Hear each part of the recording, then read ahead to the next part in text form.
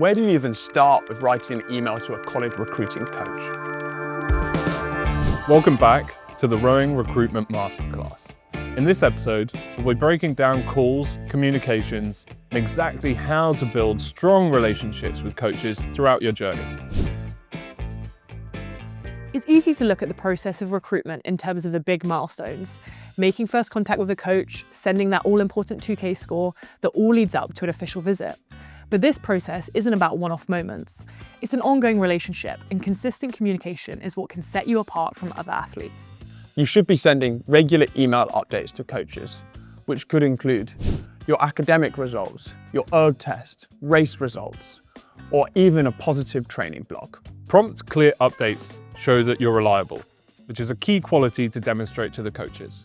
Showing proper respect and professionalism is important as well for making a good first impression.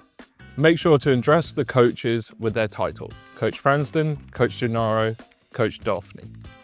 And this is probably the most important thing of all. You, the athlete, need to own the communication process. Contact with the coaches should come from the athletes, not the parents. It's fine for the parents to support from behind the scenes, but in the emails and on the calls, coaches want to hear directly from you. It's not your parents who might end up on the team. Let's run through a few common misconceptions. First off the bat, if I had a bad result, I should probably hide it. If a race or an ERG test doesn't go how you want it to, and a coach asks about it, just be honest. Explain what happened and what you learned and what you're going to do differently next time. Coaches are keen to see how you handle setbacks because you're bound to run into a few in your college career.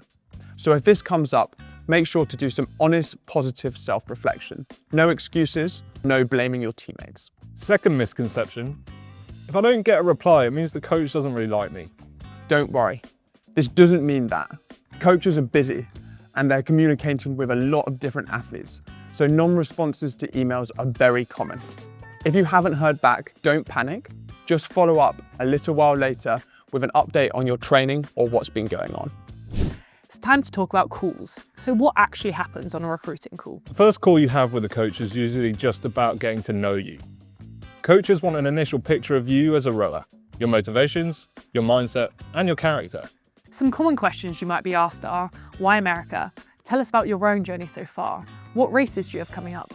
And pretty much every time, do you have some questions for us? It's important to have some questions prepared to answer this.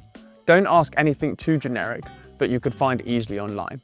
Think more along the lines of team culture, athletic development, or training schedule. Something specific to the school and something you can't read on their website. Calls are a really important part of the process because they help coaches start to understand whether you'd be a good fit for their team culture. This is often the first real step beyond emails in the recruiting journey. These calls will be with the recruiting coaches as opposed to the head coach.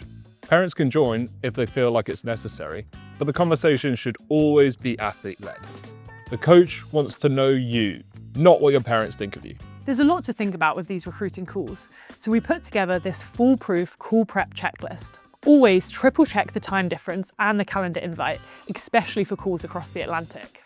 Join the call 5 minutes early just to be safe. Take the call on a laptop, never on your phone. Find a well-lit room with a neutral background to take the call. And never reschedule a call unless you really have to. And remember to have those specific questions prepared. The most important thing to remember is that strong, consistent communication between you and the coaches is the foundation that builds trust in you as an athlete. And the trust of the coach is what really turns interest into real opportunities.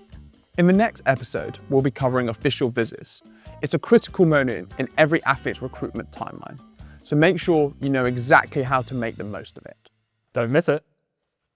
We really hope you're enjoying our Rowing Recruiting Masterclass. For more information, check out our free recruiting webinar with college coaches. We're professional recruiting coaches with years of experience, helping people achieve their recruiting dreams at US universities. So if you're interested in studying at one of these amazing colleges, reach out to us via our form on our website. See you on the next episode. Did I look at you again? Maybe not me.